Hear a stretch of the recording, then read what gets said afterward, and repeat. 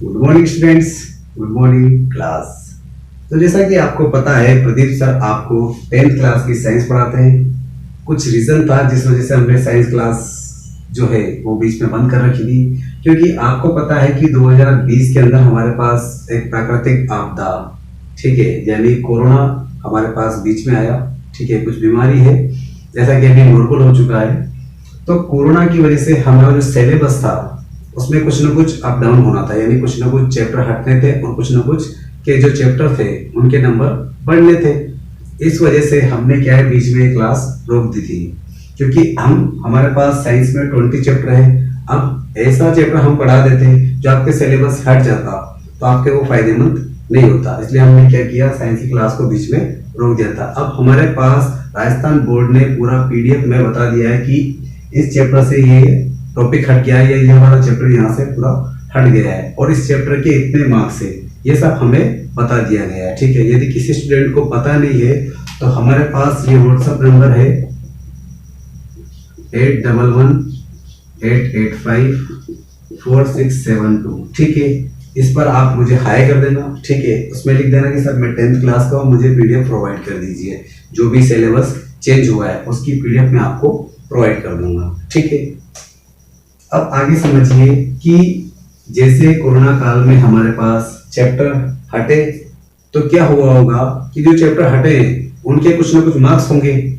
ठीक है, और वो मार्क्स जो चैप्टर हमारे पास हैं उनमें कुछ ना कुछ इंक्रीज हुआ होगा कि जैसे आपके पास पहले कोई चैप्टर 5 नंबर का था वो 7 का हो गया होगा या 8 का हो गया होगा या 9 का हो गया होगा। ठीक है, ऐसे कुछ ना कुछ हुआ होगा। ठीक है, वो आप जब पीडीएफ देखेंगे उसमें हमने नंबरिंग, जो हमारे पास राजस्थान बोर्ड ने पूरी नंबरिंग की हुई है कि ये चैप्टर इतने नंबर का है। ठीक है, हमने आपके पास छठा चैप्टर यानी रासायनिक अभिक्रियाएं एवं उत्प्रेरक कंप्लीट कर लिया था। एक जो छोटा सा टॉपिक है उत्प्रेरक वो बाकी है, वो मैं आपको कंप्लीट करवा दूंगा। ठीक है, इससे पहले आप समझिए दैनिक जीवन में रसायन, ये जो चैप्टर है ये आपके पास है 9 नंबर का।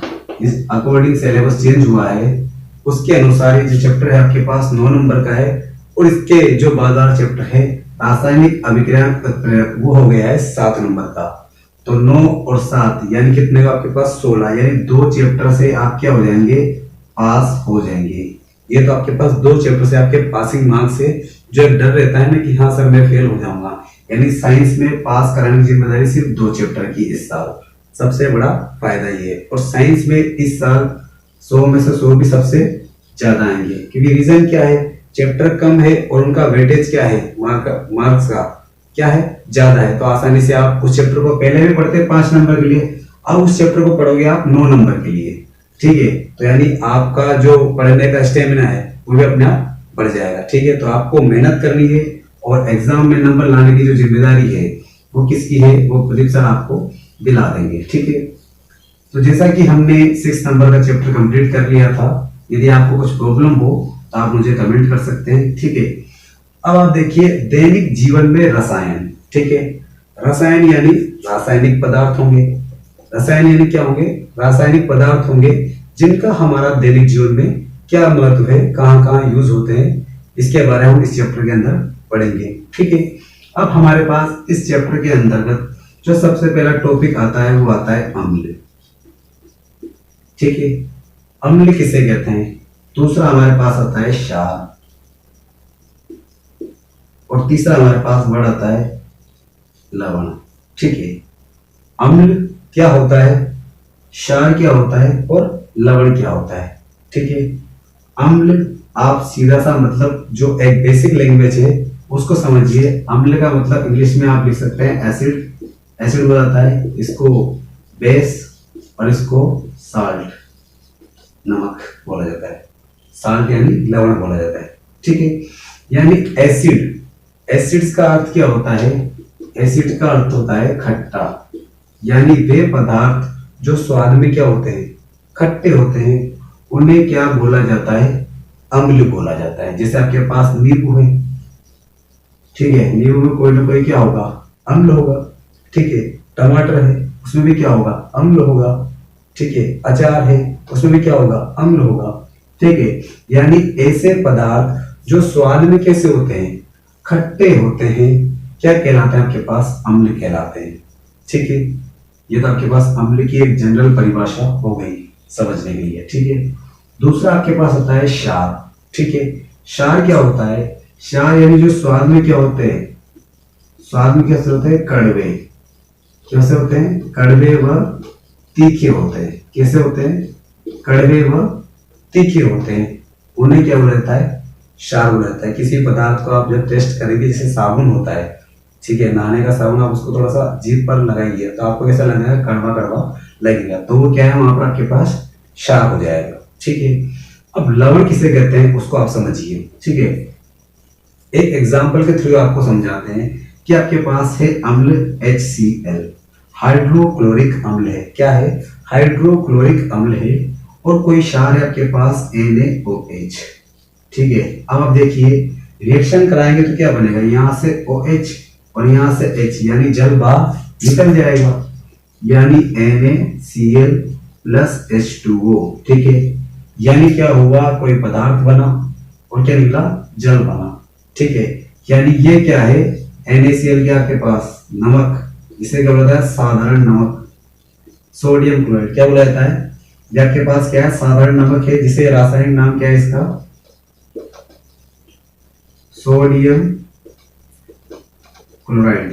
ठीक है, यानी जब अम्ल और क्षार आपस में क्रिया करके लवण और क्या बनाते हैं, जल बनाते हैं। क्या बनाते हैं, अम्ल व क्षार आपस में क्रिया करके क्या बनाते हैं, लवण और जल बनाते हैं। तो आपके पास लवण क्या हो गया कि अम्ल और क्षार आपस में क्रिया करके क्या बनाते हैं, लवण और जल बनाते हैं, और इस प्रकार की अभिक्रिया को उदासीनीकरण अभिक्रिया कहा जाता है। ठीक है, तो आपको मेन जो चीजें हैं वो समझिए, एक बार फिर समझिए कि अम्ल क्या होते हैं, कि वे पदार्थ जो स्वाद में क्या होते हैं, खट्टे होते हैं। दूसरा, क्षार क्या होते हैं, स्वाद में कड़वे व तीखे होते हैं। ठीक है, और तीसरा आपके पास कि अम्ल और क्षार आपस में क्रिया करके क्या बनाते हैं, लवण बनाते हैं। ठीक है, ये जनरल चीज है।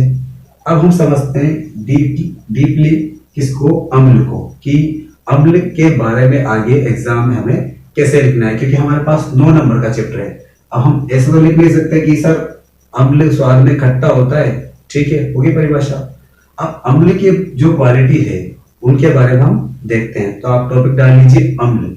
ठीक है, हम इसको रफ कर देते हैं। कुछ भी चीज आपको रटने की बिल्कुल भी जरूरत नहीं है। ठीक है, हर चीज मैं आपको यहाँ पर लर्न करवा दूंगा, इसकी गारंटी मेरी है। बस आपको जो समझाया जाए उस पर आपको ध्यान रखना है। ठीक है, देखिए आप, हम समझते हैं अम्ल के बारे में कुछ पॉइंट्स। ठीक है,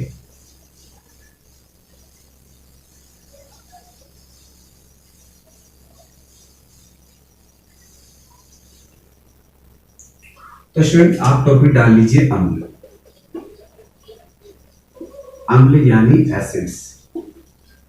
अम्ल जो है शब्द एसिड से बना है, जिसका अर्थ क्या होता है, खट्टा। इसका अर्थ क्या होता है यहाँ पर, खट्टा। ठीक है, अम्ल लैटिन भाषा के जो शब्द है एसिड से बना है, जिसका अर्थ क्या होता है, खट्टा होता है। ठीक है, अब अम्ल की जो एक इंपॉर्टेंट परिभाषा है उसको आप समझिए कि वे पदार्थ, कौन से पदार्थ बच्चों, वे पदार्थ जो जलीय विलयन में, किसमें, जलीय विलयन में, ये मैं आपको नोट्स लिखाने के साथ ही लिखा रहा हूं, यहाँ पर आप उसको नोट्स कर लीजिएगा कि वे पदार्थ जो जलीय विलयन में कौन सा आयन देते हैं, H प्लस आयन। कौन सा आयन, H प्लस आयन। कौन सा आयन देते हैं, H प्लस आयन देते हैं, क्या कहलाते हैं, अम्ल कहलाते हैं। अम्ल कहलाते हैं। जैसे आपके पास हो जाएगा HCl, HNO3, ठीक है, H2SO4, ETC एक्स्ट्रा। ठीक है, इसका नाम सल्फ्यूरिक अम्ल, इसका नाइट्रिक अम्ल, उसका हाइड्रोक्लोरिक अम्ल। ठीक है, अब हमारे पास अम्ल की हमने दो चीज समझ ली कि अम्ल स्वाद में खट्टा होता है। ठीक है, दूसरा कि अम्ल वे रासायनिक पदार्थ होते हैं जो जलीय विलयन में क्या करते हैं, H प्लस आयन देते हैं। कौन सा आयन देते हैं, H प्लस आयन देते हैं। अब दूसरा पॉइंट आगे देखिए कि अम्ल की जो प्रवृत्ति होती है उसको समझिए कि अम्ल, आपको याद रखना है एक नाम अनिल, क्या नाम याद रखना है? अनिल, ठीक है। यानी अम्ल नीले लिटमस पत्र को, कौन से पत्र को? नीले लिटमस पत्र को क्या कर देते हैं? लाल कर देते हैं। अम्ल नीले को लाल, कैसे याद रखना है? अनिल, यानी अम्ल क्या करते हैं? नीले लिटमस पत्र को क्या कर देते हैं? लाल कर देते हैं। अम्ल क्या करते हैं? नीले लिटमस पत्र को लाल कर देते हैं। ये किसकी परिभाषा होगी? अम्ल की परिभाषा होगी, ठीक है। यानी अम्ल क्या करते हैं? नीले लिटमस पत्र को लाल कर देते हैं, ठीक है। अब आगे देखिए जो तीसरा पॉइंट, बस तीसरा पॉइंट जो है वो आपको यह रखना है कि अम्ल की जो पीएच है वो 7 से क्या होती है? कम होती है। अम्ल की जो पीएच है वो क्या होती है? 7 से कम होती है। क्या होती है? अम्ल की जो पीएच है, पीएच क्या होती है वो मैं आपको आगे समझाऊंगा, ठीक है। अम्ल की जो पीएच है वो क्या होती है? 7 से कम। ये हमेशा कम का, और ये जो बड़ा है इससे हमेशा क्या होगी? कम होगी, ठीक है। और चौथा पॉइंट आपके पास जो है, अम्ल जो है धातु से क्रिया करके, किससे? धातु से क्रिया करके कौन सी गैस देते हैं? हाइड्रोजन गैस देते हैं। कौन सी गैस देते हैं बच्चों? हाइड्रोजन गैस देते हैं। और 5 आपके पास पॉइंट हो जाएगा, जैसे कि एग्जांपल है HCl, आपके पास HNO3, CH3, COOH, ETC, बहुत सारे अम्ल, ठीक है। तो एग्जाम में कैसे लिखना है आपको? वहां पर पूछते हैं कि अम्ल को परिभाषित कीजिए, ठीक है। तो आपको क्या लिखना है? अम्ल स्वाद में क्या होते हैं? खट्टे होते हैं। पहला आपके पास पॉइंट ही हो जाएगा, ठीक है। दूसरा आपके पास कि वे पदार्थ जो जलीय विलयन में, ठीक है, वे पदार्थ जो जलीय विलयन में कौन सा आयन देते हैं? आपके पास H+ आयन देते हैं, उन्हें क्या बोला जाता है? अम्ल बोला जाता है, ठीक है। आगे आपके पास जो तीसरा पॉइंट है, ये फर्स्ट, ये सेकंड और ये थर्ड, ठीक है। अम्ल क्या करते हैं? अनिल, आपको नाम याद रखना है। क्या नाम याद रखना है? अनिल। अनिल यानी अम्ल नीले लिटमस पत्र को क्या करते हैं? लाल कर देते हैं। क्वेश्चन आता है कि नीले लिटमस पत्र को लाल कौन करता है? अम्ल या क्षार? तो आपके पास आंसर होगा अम्ल क्या करते हैं? नीले लिटमस पत्र को लाल कर देते हैं, ठीक है। और फोर्थ आपके पास पॉइंट होगा, पीएच जो है वो क्या होगी? अम्ल की 7 से कम होगी। और फोर्थ आपके पास 5 नंबर का जो पॉइंट है वो है कि अम्ल धातु से क्रिया करके, किससे?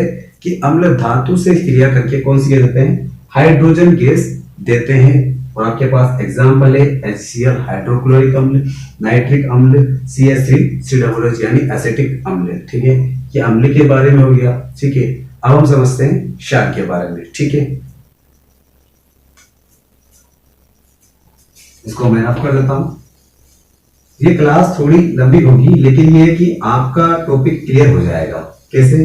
क्योंकि एक ही चीज को हम 2 या 3 बार आपके अपने मुंह से बोलेंगे और उसको लिखेंगे, तो अपने आप उस टॉपिक के बारे में हमें लर्न हो जाएगा कि हाँ सर क्या कहना चाह रहे हैं, ठीक है। तो थोड़ा सा ध्यान रखना, ठीक है। बाकी अगर आपको 9 नंबर चाहिए तो इस चैप्टर को ध्यान से पढ़ना है।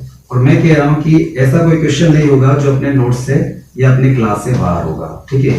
तो आपको संयम रखना है और अपनी स्टडी को कंटिन्यू करना है, ठीक है। क्लास अपलोड होती रहेगी टाइम टू टाइम पे, और कोई डाउट होता है तो आप मुझे व्हाट्सएप में नंबर दिया है, उस पर आप मैसेज कर सकते हैं, ठीक है।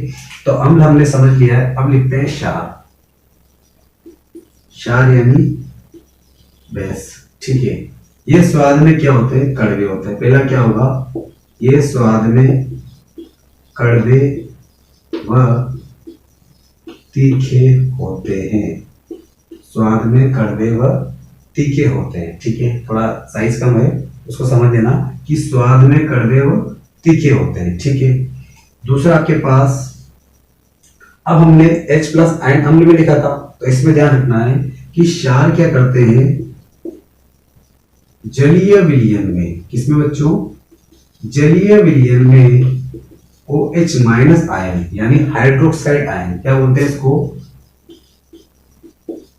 हाइड्रोक्साइड आयन, ठीक है। हाइड्रोक्साइड आयन देते हैं, क्या देते हैं, हाइड्रोक्साइड आयन देते हैं, उन्हें क्या बोला जाता है, क्षार बोला जाता है। ठीक है, इसके बाद थर्ड नंबर जो है हमारे पास उधर था अनिल, अब यहाँ आएगी शालिनी, क्या आ जाएगी, शालिनी। ठीक है, अब अनिल और शालिनी दो नाम याद रखने, यानी क्षार जो है वो लाल लिटमस पत्र को क्या कर देंगे, लीला कर देंगे। यानी आपका करना है कि क्षार जो है लाल